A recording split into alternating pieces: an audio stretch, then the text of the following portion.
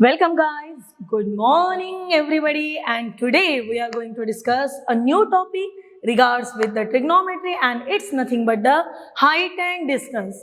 तो पहले height and distance में एंटर करने के पहले ये जान लेते क्या ये हाइट एंड डिस्टेंस सही में हमारे लिए जरूरी है, क्या इस हाइट एंड डिस्टेंस का हमारे रियल लाइफ में कुछ यूज है। तो let's take some example with one and the first one see height and distance, and the example is how the following diagram allow us to determine the height of Eiffel Tower without actually having to climb it, or the distance between the person and the Eiffel Tower without actually walking। चलिएगा, अभी हमें करना क्या है, या हमें height and distance ये क्यों पढ़ना है हमारे लिए, फिर चाहे वो आपकी एनडीए की एग्जाम हो, फिर चाहे वो आपका जेडब्ल्यू हो, या फिर चाहे हो वो आपका कोई भी कॉम्पिटिटिव लेवल। पर कभी भी इवन दो आप यूपीएससी एमपीएससी की भी एग्जाम प्रिपेयर करते हो, एसएससी की करते हो, बैंक की कॉम्पिटिटिव एग्जाम प्रिपेयर करते हो, वो समय पे भी इससे रिलेटेड क्वेश्चंस आ जाते। अभी मेरा सवाल ये था कि हम लोग आईफेल टावर के सामने खड़े और आईफेल टावर की हाइट, एक्चुअल हाइट हमें मेजर करना है, ना तो हमें आईफेल टावर चढ़ना है और ना ही हमें आईफेल टावर के तरफ बिना चलते चलते जाके कुछ मेजरमेंट लेके उसको नापना है। तो फिर कैसे पता चले? A simple funda is there, that is when we are how you are going to do next। कैसे जाएंगे? तो सिंपल कंसेप्ट ये है कि a person standing here, ठीक है ना, उसके दिमाग की बत्ती जल गई कि कर क्या सकता है वो करके। This is our Eiffel Tower and this much distance, this much walking distance। So ये डिस्टेंस, और जब उसके सामने डिस्टेंस आ रहा है वो distance that is nothing but this is the hypotenuse, this one is the opposite side and this is considered as the adjacent side। जहां पे हाइपोटेनस बोला गया है ये सिर्फ और सिर्फ एक ही में करने की क्षमता है, और वो है राइट एंगल ट्रायंगल। किस क्षमता के साथ आता है ये राइट एंगल ट्रायंगल?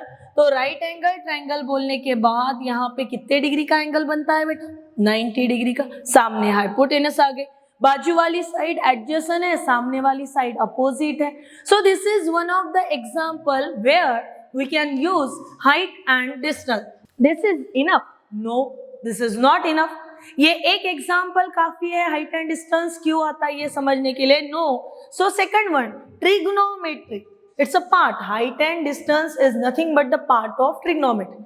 फिर ये ट्रिग्नोमेट्री में क्या क्या काम करा सकता है? सी वेरी क्लियरली एक पिरामिड यहाँ पे दिख रहा, और पिरामिड को तो ना तो हम लोग क्लीम करा सकते हैं, ना पर्टिकुलर वॉकिंग डिस्टेंस पे जा सकते हैं। फिर पिरामिड का और हाइट एंड डिस्टेंस ये कंसेप्ट का क्या रिश्ता?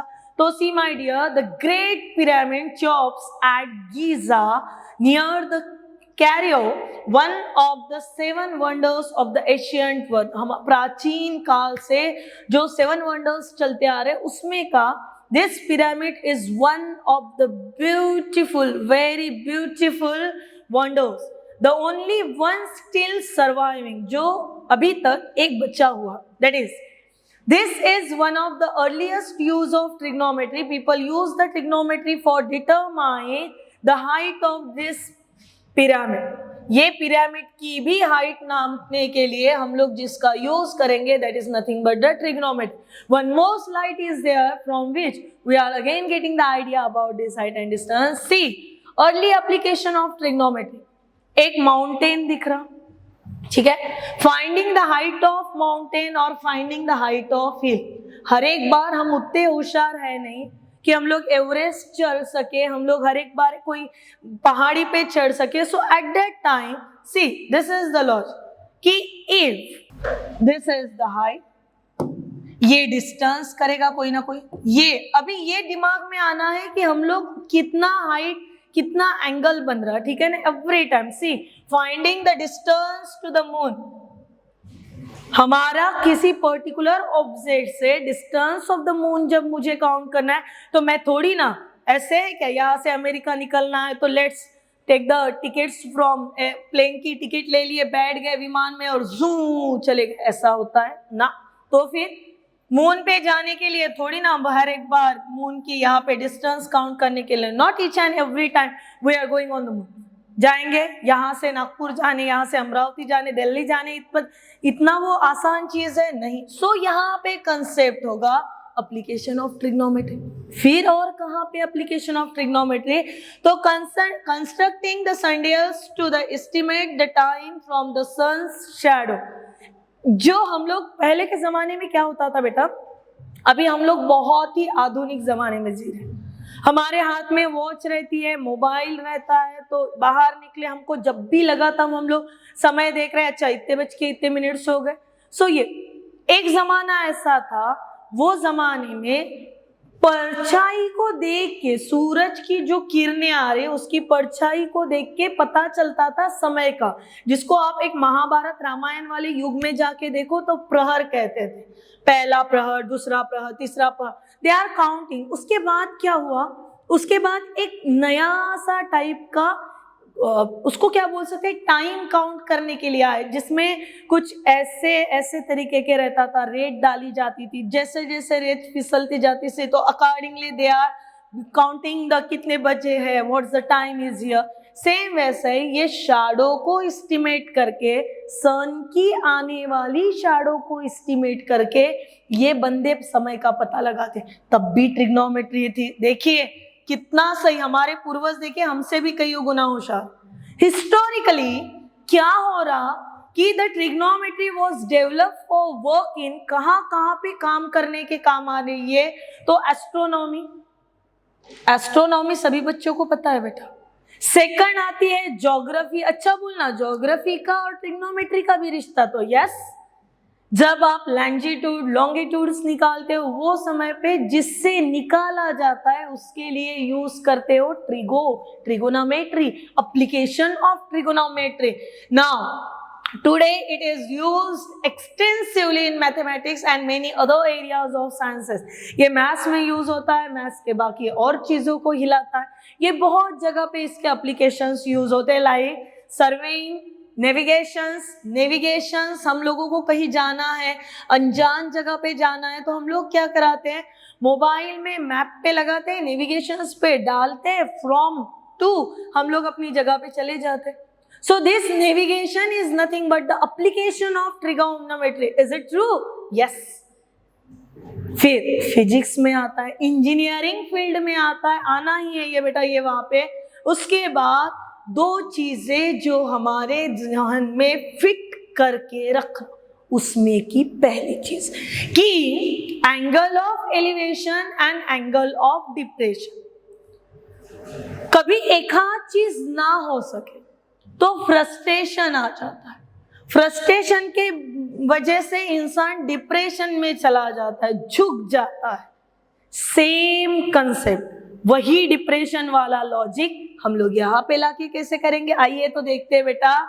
In this figure line AC, so where is our line AC? See very carefully, this is line AC drawn from the eye of the observer। एक स्टूडेंट है या एक ऑब्जर्वर बोलो, वो ऑब्जर्वर की पलके जो है वो ऐसे टॉवर के तरफ, ठीक है, यानी ये ऐसे, तो ये हो गया लाइन ऑफ साइट, जिसको हम लोग हमारी भाषा में या मेरी भाषा में बोलूं तो देखने का नजरिया, that is nothing but the line of site.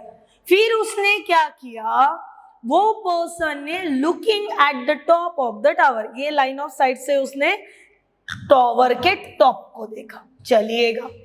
Then the angle form is BAC।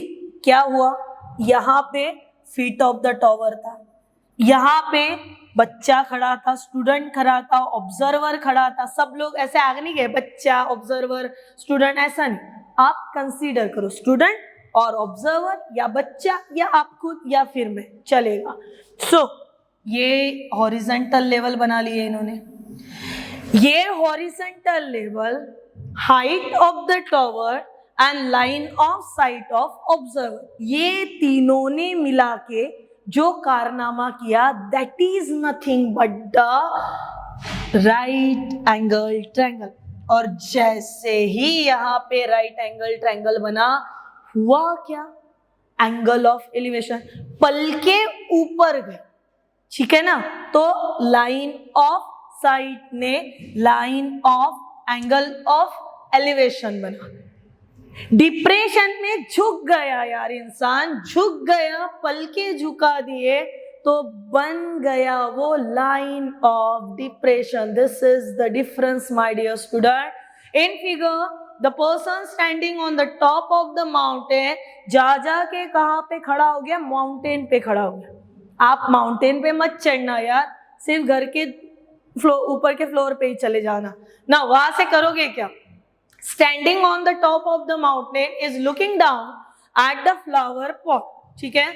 अभी ये उधर जाके चढ़ा भी कहाँ पे, तो माउंटेन में, देख किसके तरफ रहा, फ्लावर पॉट के तरफ। सोचने की बात है यार। The line of site is below, नजरें झुकी, पलकें झुकी, कैसे हुआ, एंगल नीचे बना, नीचे बना यानी डिप्रेशन हुआ। So this angle is now called as angle of depression.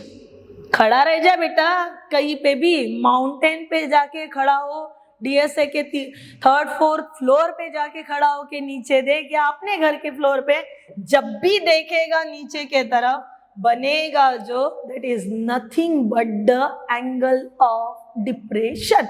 और एंगल ऑफ डिप्रेशन में भी एक लाइन बनती है हॉरिजॉन्टल लेवल के साथ, again that horizontal level and that line is called as line of site.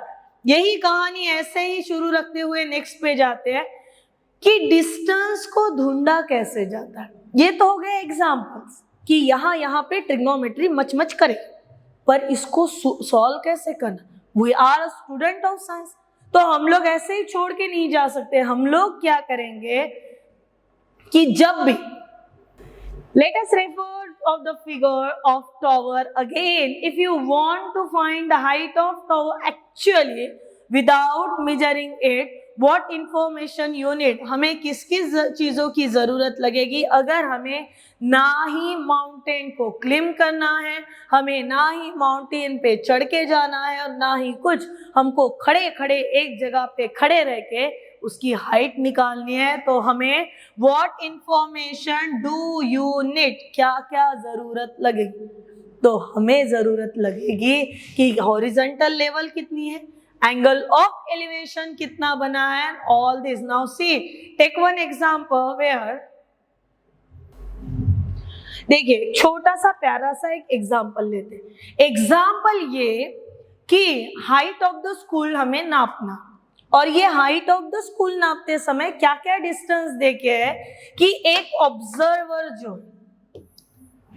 Observer school से 28.5 metre के दूरी पे खड़ा है। बात समझ में आ रही। ऑब्जर्वर या फिर स्टूडेंट या फिर आप या फिर मैं, हम लोग कहाँ पे खड़े हैं, स्कूल के सामने। कितने डिस्टेंस पे खड़े हैं, तो 28.5 मीटर पे खड़े। और जब हम लोग 28.5 मीटर पे खड़े रह के स्कूल के बिल्डिंग के तरफ देख रहे, वो समय पे हम लोग एंगल ऑफ एलिवेशन बना रहे, डिप्रेशन नहीं। यहाँ पे खड़ा होके आपके दोस्त को इधर खड़ा कर दो छत पे, आप वहां पे खड़े रह जाओ, दोस्त आपके तरफ देखेगा तो फिर एंगल ऑफ डिप्रेशन। फिलहाल क्या बन रहा, एंगल ऑफ एलिवेशन। और ये एंगल ऑफ एलिवेशन कितने डिग्री का है बेटा, तो 45 डिग्री का है। इट मीन्स हमारे पास वैल्यूज अवेलेबल है, theta is equal to 45 degree. ऐसे horizontal level is nothing but the adjacent side of angle. It means denote हो रहा, so length of BC that is equals to 28.5। क्या क्या निकाल सकते, तो बचा हुआ सब कुछ निकाल सकते। कैसे निकालेंगे, सबसे पहले क्यों ना मैं सहारा ले लूं किसी भी एक ट्रिग्नोमेट्रिक फंक्शन का। अभी मैंने सोचा साइन को लो तो कॉस को गुस्सा आए, कॉस को लो तो साइन को गुस्सा आए, तो फिर क्यों ना tan को ले जाओ। तू भी नहीं ना तू भी नहीं, दोनों का mixture that is tan theta. तो फिर सोचने वाली बात ये आ गई कि tan रेशो किसका, तो tan ratio opposite upon opposite upon adjacent का। अपोजिट कौन है बेटा यहाँ पे, तो AC है। फिर एडजेसेंट कितना है हमारा, तो 28.5। फिर एंगल कितने डिग्री का बन रहा, ये तो सोचने वाली बात है। एंगल कितने डिग्री का बन रहा, तो एंगल बन रहा 45 डिग्री का। Put down the values, tan of 45 that is equals to AC upon 28.5। Value क्या है रे, tan of 45 की वैल्यू क्या है, तो 1 is equal to AC upon 28.5। Cross करा दीजिए टर्म्स को, क्रॉस कराने के बाद 28.5 into 1 28.5। AC keep as it is, therefore AC is equal to 28.5 metre. इसका मतलब हुआ जितने डिस्टेंस पे बंदा खड़ा है उतने ही डिस्टेंस की क्या है, हाइट ऑफ स्कूल। और ये हम लोगों ने यूज किया हाइट किससे ढूंढे, by using the concept of trigonometry से। आइएगा बढ़ते हैं नेक्स्ट की तरफ। नाउ सी हियर, यहाँ पे हमें क्या हो रहा, here we have to find the length of ladder in below figure. ये एक फिगर देखे उसमें, and also how far is the foot of ladder from the house. घर है मेरा, तुम्हारा, किसी का भी चलेगा। ये घर, यहाँ पे एक ऑब्जर्वर खड़ा है। ये ऑब्जर्वर क्या कर रहा है बेटा, ये AC इतना डिस्टेंस है, ठीक है। और AB जो है ये लैडर है, this is nothing but the ladder. किसी की लेंथ देखी है क्या बेटा, क्या हमें लैडर की लेंथ देखी है, नहीं। क्या हमें कुछ पता है, तो यस हमें क्या पता है, सिर्फ ये वाली height. It means length, just wait, length of BC that is equals to 3.7 metre. This term is given. उसके बाद एंगल कितने डिग्री का बना रही ladder, so theta is equal to 60 degree. फिर से मैंने अभी जो कहानी बताई वो, ना साइन को लेना ना कॉस को लेना, ना इसको बुरा ना उसको अच्छा, दोनों का मिक्सचर कौन, tan। So let's take the tan theta. तो अपोजिट कितनी हुई यहाँ पे, दैट इज 3.7। एडजेसेंट कितना है बेटा, सो लेंथ ऑफ AC। बात समझ में आ रही। जब हमें ये धीरे धीरे चीजें समझ में आएंगे, तो करेंगे कैसे बेटा, tan of theta that is equals to BC upon AC। Therefore tan 60 is equal to, हमें वैसे भी क्या ढूंढना है, how far is the foot of ladder, यानी हमें लेंथ ऑफ AC ही ढूंढना था। That is BC 3.7 and this is AC, but the value of tan of 60 is equal to √3, that is equals to 3.7 upon AC, as the given value of √3 is equal to 1.73. Now just put down the values and finding the answer for AC. So this is your homework my dear. Find the value of AC, and if any doubt, any difficulty regard with this height and distance, please ask me on my number. तब तक के लिए खुश रहिएगा, अपना ख्याल रखिएगा।